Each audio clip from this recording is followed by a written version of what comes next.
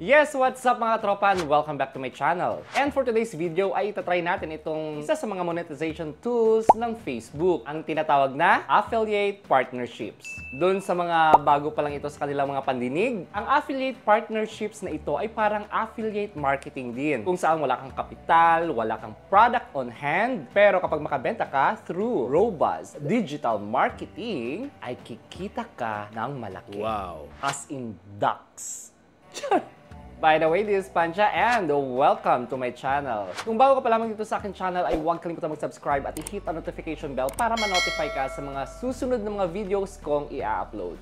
So dito sa channel kasi nag-upload ako ng niche or contents tungkol sa kung paano kumita ng pera online, affiliate marketing, YouTube and Facebook monetization, at mga online loan apps reviews. Kaya abang-abang lang kay Panchastic. At ngayon nga, let's start by going to my professional dashboard.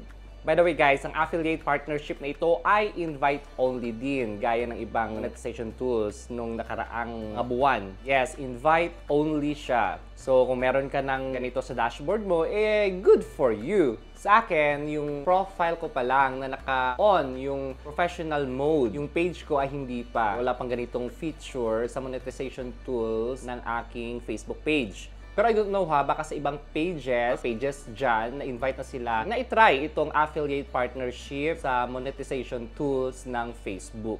So kung meron dyang pages or yung page mo is na-invite, i-comment ko lang sa comment section. Now, puntahan natin ang professional dashboard, then monetization. Ito, nakikita nyo na monetization features. Ayan, yan yung mga monetization tools na na-unlock sa aking Facebook profile. By the way, kapag na-on na ninyo yung professional mode sa inyong profile, ay huwag nyo na itong itry na i-turn off kasi mawawala lahat yung mga data ninyo, yung mga requirements for monetization. Kahit na marami na kayong followers, magba-back to zero yan. So it's better na lang pag na-on nyo na, hayaan nyo na lang. Tapos, i-meet nyo na lang yung mga requirements sa mga different monetization tools na makikita ninyo dyan sa inyong monetization tab. Ito yung makikita ninyo na icon pag na-unlock nyo na siya, ang Affiliate Partnerships. Inspire your audience with your product picks and earn from their purchases. O diba, parang ano lang, tulad din sa ibang platform na meron ding affiliate marketing na feature. Sana dyan yung TikTok, diba? Doon, gumagawa sila ng mga videos, presenting a product, and then hikayat nila after yung kanilang mga viewers na i-click yung yellow basket, sometimes link. Pag bumili yung audience nila sa kanila or bumili sila ng product na iyon, magkakaroon sila ng kita through commission. Okay? Just tap the icon, Affiliate Partnerships. May makikita kang mga category ng products na pwedeng i-market at affiliated ito with the Shopee app. Ayan. Sa mga mahilig dyan sa Shopee at yung may mga shops sa Shopee or yung mga may gustong subukan na magbenta ng mga products, which is actually wala kang product on hand. Gagawan mo lang ng content. Sometimes, pwede din images. I-link mo lang doon yung generated link mo from your affiliated shop or platform, and then, pag nag-click sila doon, bumili, mapupunta sa'yo yung puntos or papasok sa'yo yung commission mo. Malalaman natin yan. Don't you worry, tuturuan nyo kayo kung paano. Kasi ako na-try ko na yan mag-affiliate marketing, hindi nga lang sa Facebook, hindi sa ibang platform. Pero same din yung process nito. So ito pala ay under sa Shopee Affiliate Program. And as of this moment ha, pero malay natin, bukas or makalawa or sa susunod ng mga araw or buwan, madagdagan pa ito ng mga affiliate programs mula sa iba pang platforms like siguro Lazada, Shein, or other online selling platforms. Ngayon, itap natin ang categories dito like example, health and beauty. At ayan, yan yung mga products dito na pwede ka magkaroon ng commission from, I think, 2% to 12% if may nag-click sa affiliated link mo at bumili sila ng product na minarket mo. Actually, marami din dito nga categories ibang category. So, hanapin mo lang dito yung feeling mo na talagang mataas ang demand sa market. Meron din mga categories na like fashion, home and garden, food and drinks, toys, games, furniture, electronics. Ayan. Kita nyo yan dito. Pero pwede ka ding mag-search ng categories na gusto mo. So for example, dito sa search bar, no, dito mo ilalagay yung keyword. For example, cellphone. Then click search. So ito yung mga products. Lalabas dyan yung mga products na related sa keyword mo. At pumili ka lang dyan kung ano sa tingin mo yung patok at feeling mo na bibenta siya at kikita ka. Medyo malaki. So for example, itong 15 pieces leather tassels pendant. May estimated siya na 12% commission sa product na ito pag maibenta mo. Then, ito yung description ng product. Ayan. Siyempre, mabibenta lang natin yung product na ito pag nilink natin or na-link natin yung ating Facebook profile sa ating Shopee account. Ayan, i-connect muna natin ang ating Facebook profile sa Shopee. Yes, dapat may account ka muna sa Shopee, okay? Mag-download ka ng Shopee, magpa-register ka doon, and then, yun na. Pwede mo na yung i-link yung Shopee account mo dito sa Facebook account mo.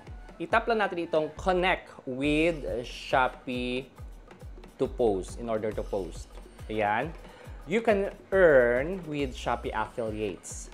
Discover new products, inspire with Shopee, share seamlessly. Tap continue.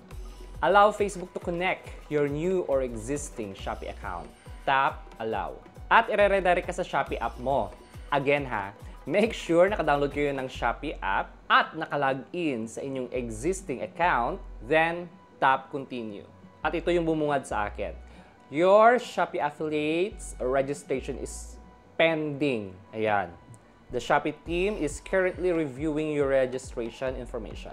This may take up to 3 days, sabi dito. At visit Shopee to view your registration status. Yan. O, 3 days pa. Ngayon, i-check na natin yung ating registration status sa ilang affiliated program sa Shopee app. Yan, buksan natin yung Shopee app. Then, sa profile dashboard, hanapin lang dito sa baba ang affiliate program. I-tap mo lang yan. At ito yung nakalagay. Registration submitted successfully. If you don't receive any update within 15 to 30 days, please reach out to Shopee team. Pero guys, actually, itong registration na ito, matagal ko na itong ginawa. Wala pa yung affiliate partnerships na tool sa monetization tools ng Facebook, nakasubmit na ito na ako nito sa Shopee app. Kaya lang, ilang buwan na ito, mag-iisang taon na siya ngayong September 2025. Finalo up ko na ito last time sa Shopee team, as well as sa Facebook team, pero wala pa rin siyang progress. Ngayon, syempre doon natin ginawa yung application sa Facebook page natin, sa Facebook profile natin. Ipa-follow na lang natin yung instruction doon ng Facebook. So maghihintay tayo ng 3 days, and then i-check natin yung account natin sa Shopee. Don't worry, gagawa ako ng content. So magiging developing content na ito siya, as usual. Abang-abang lang. Siguraduhin lang na nakasubscribe at i-hit ang notification bell para ma-notify kayo kung mag-upload na ako ng content sa developing content natin ito about affiliate partnerships ng Facebook. Okay? So, just keep connected. See ya! And that's all for today mga katropas. Thank you so much for supporting Fantastic Channel, ang channel na nag-upload ng mga tutorial videos tungkol sa YouTube and Facebook monetization, affiliate marketing, travel vlogs, at nagbibigay ng mga basic tips kung paano ninyo mapaunlad o mapalago ang inyong small business online. Bye-bye!